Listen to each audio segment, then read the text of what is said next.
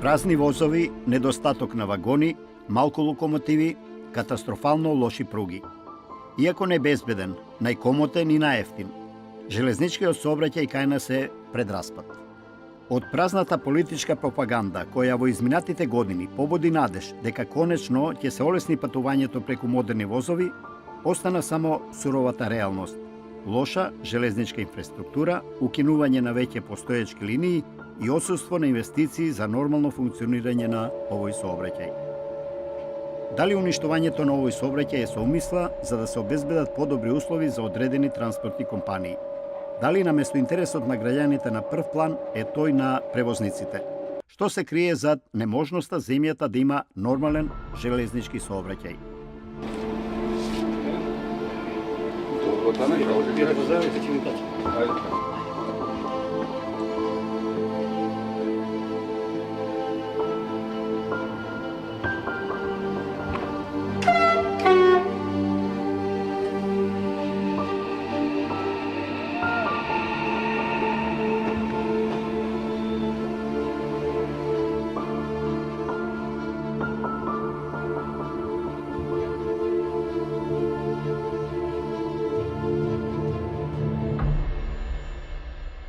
Пред 100 години македонските пруги биле многу побрзи и многу пофреквентни. Многу повеќе луѓе и скоро целокупниот товарен сообраќај се одвивал со железница. Но последната шајка во македонските пруги е закована пред децении.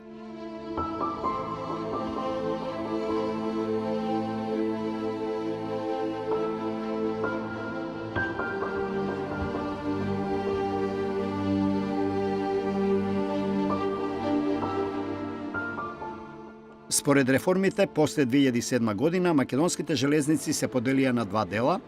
На Македонски железници инфраструктура, државна компанија која се грижи за состојбата на пругата и железничките станици, и на Македонски железници транспорт, државна компанија која се грижи за локомотивите, вагоните и останатите транспортни средства што се движат по шините. Ирфан Асани, кадар на Демократската унија за интеграција, веќе втор мандат е на чело на јавното предпријатие Македонски железници инфраструктура. Многу инвестиции за модернизирање на овој сообраќај беа најавени, но во реалноста ситуацијата е поинаква. Тоа што знаеме дека последната реконструкција и доградби се направени пред 45 години. Например, Куманово, Скопје до Кичево, имаме пруга која не задоволува ни од параметрите за сигнализација и телекомуникација. Состојбата е далеку од розова и во Македонски железници транспорт, каде од пред неколку месеци директорува Шабан Зендели, кадар на партијата Алтернатива. Ние како Македонски железници транспорт имаме доста застарен возен парк. Ако земеме само број локомотивите како влечни средства, просечната старост на истите е 36 години. И да не кажувам дека и имаме недостаток на истите, значи имаме сосема мал број на локомотиви, што ни прават секојдневно потешкоти во поглед на извршување на тековните активности. Како бројка, располагаме со 58 влечни средства, но во функција се 5-16. Сите други се ставени вон функција по подолго време. Некоја оптимална бројка би било 40 локомотиви да бидат во функција. Последнат локомотиви се набавени, по мои сознанија, негде пред 25 години.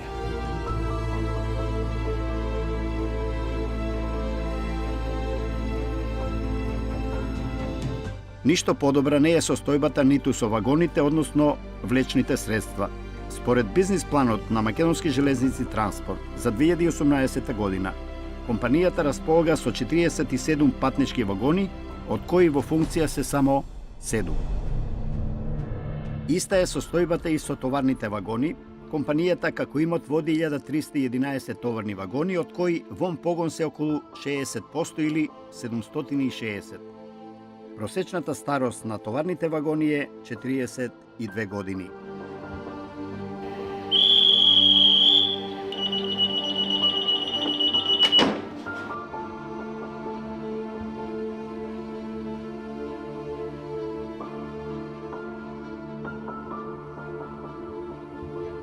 Јас патувам од дете со воз, така што да, расходовани се тие старите, но пак што да правиш? Треба веројатно да се обноват, што да ви кажам. Лошата состојба во железниците се одразува и врз бројот на патниците. Според официјалните податоци, во 2017 година се превезени 467.000 патници. Само за споредба, во 1986 година, истата компанија превезла 6,8 милиони патници, што говори дека бројот на патници во железниците е намален за безмалку 20 пати. Не се однесува само за Македонија, него целиот регион, тука Балканот, буквално сме заостанати во однос на другите развиени земји. Патничкиот сообраќај, да бидеме искрени, веќе секој ден губи и губи од значај, во смисол што ако правиме некоја споредба дека во минатиот период во друмскиот сообраќај е инвестиран во патната инфраструктура и така натаму, што е добиена многу поквалитетна услуга, смисол на побрзо пристигнување од едно во друга дестинација. Во железничкиот сообраќај е направен обратниот правец. Ако јас, како Шабан, се враќам во минатото, од Куманово за Београд сум стигнал со воз за 6 сата или 7 сата максимум. На наше време, така да се изразам. Сега, во ова време, не е скратено тоа време, него минимум што може најдобро време за да се стигне од Куманово до Београд е 11 до 12 сата. За мене е изгубено и навиката да се патува со воз. Но навиката да се патува со воз не е изгубена во околните земји. Напротив, многу повеќе луѓе патуваат со железници. Според податоците до кои дојде скуп Македонија, бугарските железници годишно превезуваат по околу 10 милиони патници. Србија 7 милиони, Хрватска 20 милиони, а во Македонија само половина милион. Граѓаните на Република Северна Македонија веќе долго време се во исчекување на реализација на ветувањата за заживување на железничкиот сообраќај. Велат, овој тип на транспорт има многу поголеми предности. Возот е според мене најудобното сувоземно и најкомфортното и најбрзото превозно средство. Така што би требало да се инвестира во тоа. Покомотно е со воз. Па мислам дека е ради тоа, затоа што на автобус не е сигурно. Ете како што се случи горе во пред месец дена колку беше со автобусот, не се сигурни автобусите. Оно може, не дај Боже, Бог да чува и возовите, ама 90% е побезбедно со воз да се патува колку со автобус. Според анкетата на Агенцијата за регулирање на железничкиот сообраќај, објавен во годишниот извештај за работа во 2017 година, задоволни од услугата на македонски железници транспорт биле само 9% од патниците. Лошите состојби во железничките предпријатија значат и изгубени шанси за подобар транспорт. Ние имаме, да кажеме, материјал што се увезува од странство преко пристаништето Солун за цементара. Бродот е околу 50.000 тона. Во тоа учествува и камионскиот превоз и ние како железница, бидејќи за 30 дена што имат они рок за складиштирање во пристаништево, ние не сме во можност целокупниот товар да го пренесеме во Македонија. Зендели вели дека дел од состојбите ќе бидат ублажени со пари од кредит на Европската банка за обнова и развој.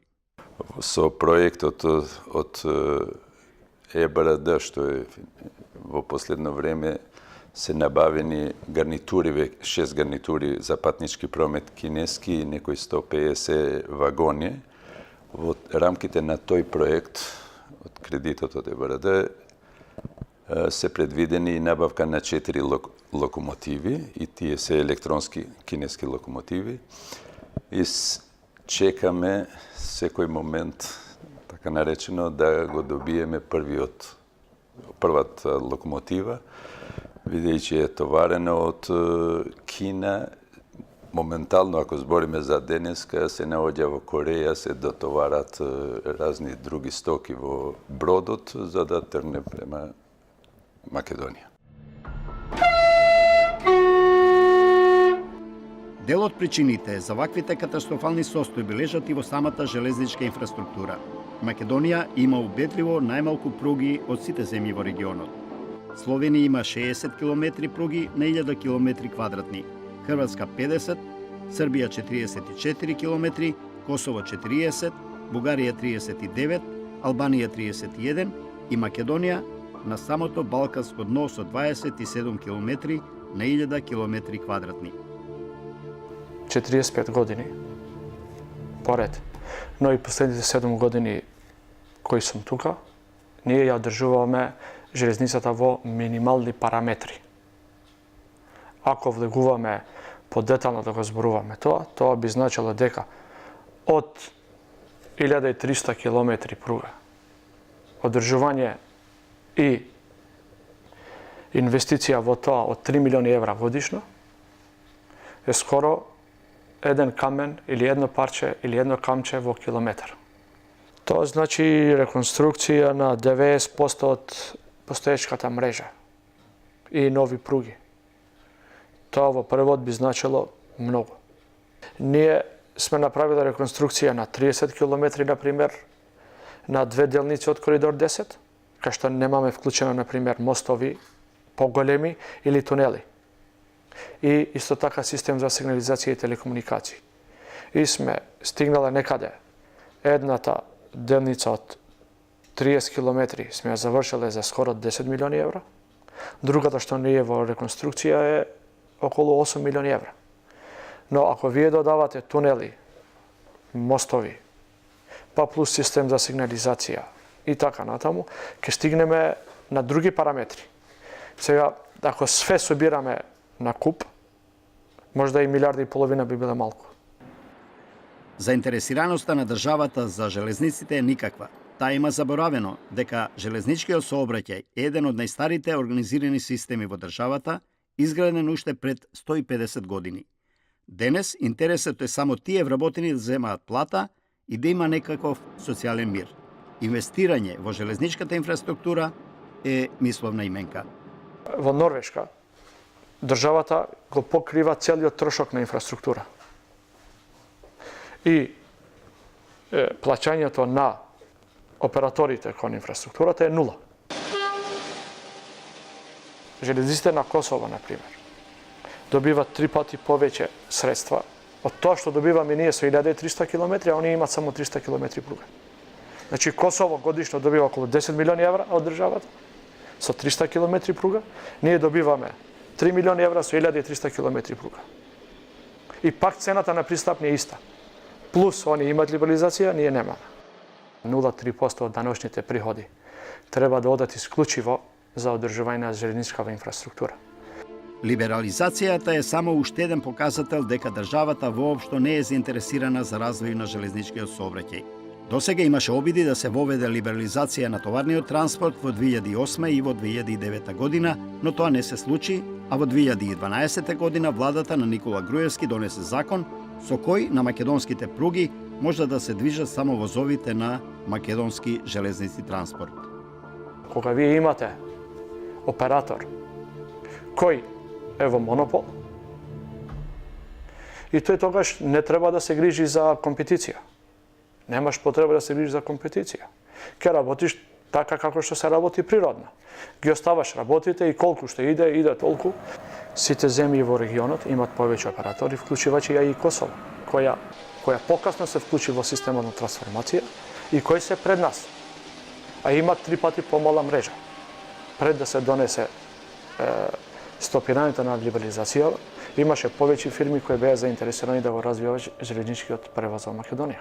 Имаше компании од Словенија, имаше компании од Република Чешка, имаше и од други европски земји, имаше дури и австријски компании, па имаше и домашни компании кои сака да пораснат во оператори. Ние сме заложници на една фирма која не знам ни како се развива и не им е јасно што развиват и како прават. Зендели од Македонски железници транспорт вели дека се подготвени за конкуренција во секторот. Ние можеме да се носиме со конкуренцијата и нормално тогаш истата работа повторно би требало да се подели со другите. Горан Сугаревски, министер за транспорт и врски, одби да се појави со изјава во овој документарец. Побаравме изјава од Боре Еркечов, директор на Агенцијата за регулирање на железничкиот сектор, од кој го добивме следниот одговор. Развојните правци на железничкиот сектор и либерализацијата на пазарот не се во надлежност на агенцијата. Доколку имате други прашања, доставете ни ги на мејл адреса.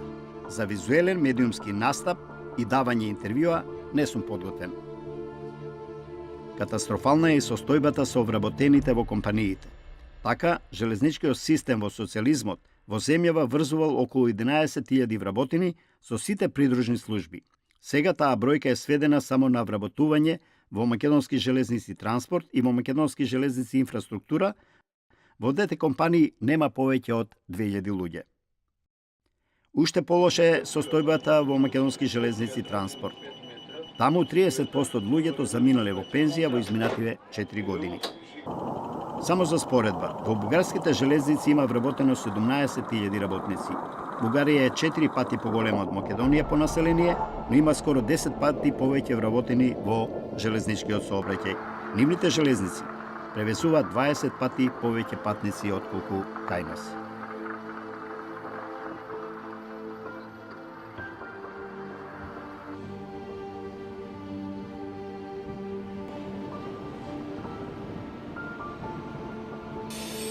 Ова гледка се уште е далечна за патниците во Република Северна Македонија. Заплеткани во институциите, во нивните лаваринти, плановите за развој на железничкиот сообраќај остануваат само една убава приказна која се продава пред секои избори.